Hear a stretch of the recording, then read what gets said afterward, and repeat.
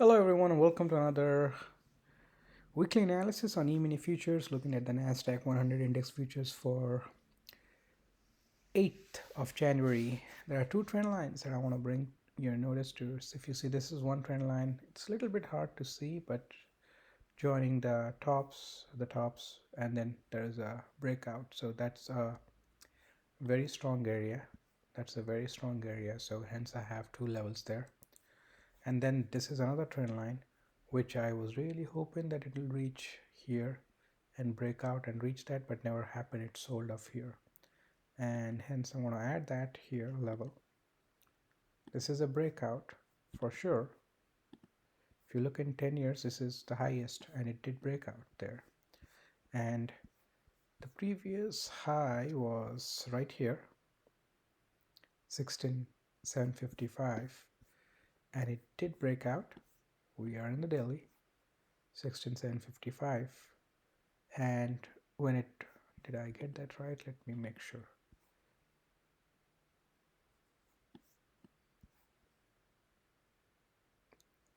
Yes, that is correct.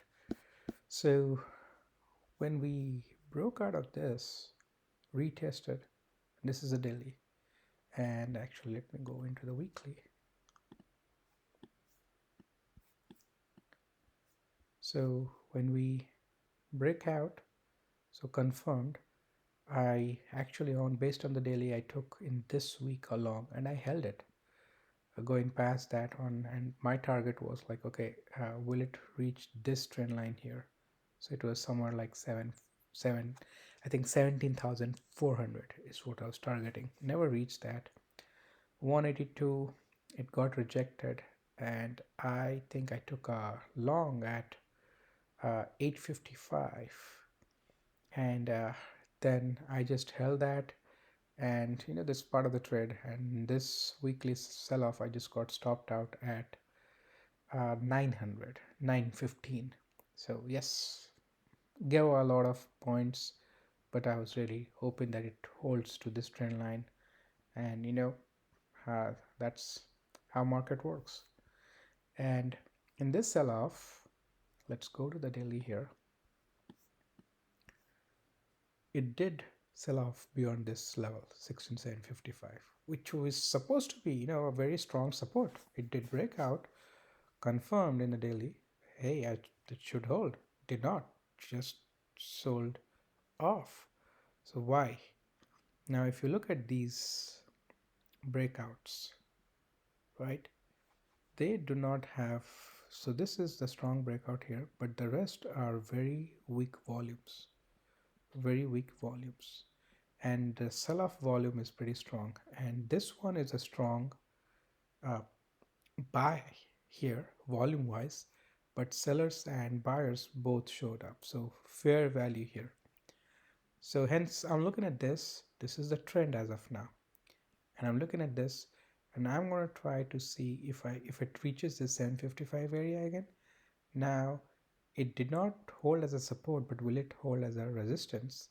If yes, I'm going to take a short from there and then just target these levels. This is a very strong level here for sure, and I'm multiple days, and I'm not going to be playing around this level for sure.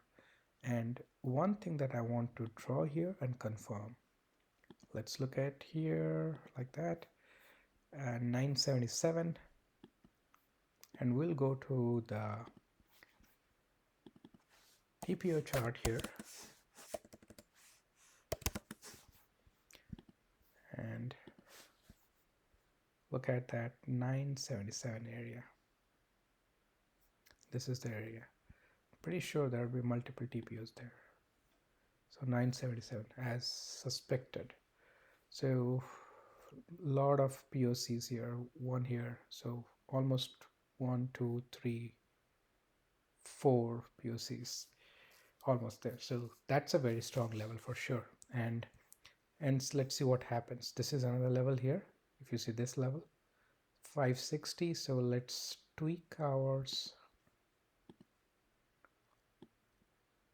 level to 560, and we will go back to our simple and go to NQ, take this out, and now let's look at it again. That looks good enough. So a good level there, and it did get rejected from there. So if it retests that, I'll try a short. Obviously with my stop 573, 755, that's too big a stop. I'm not going to take that big a stop. I will most probably take a 100-point stop or max 50-point stop.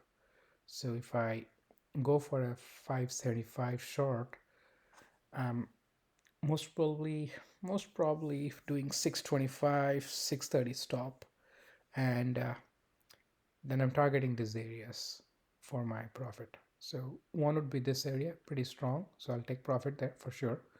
And if it breaks this one, so let's say it pulls up here 575 short, first one is where it got rejected, so this is 402, so 415, and then I'll have a runner I'll have a couple of runners, which will be one here 288 area, then the other is right up here in the gap close.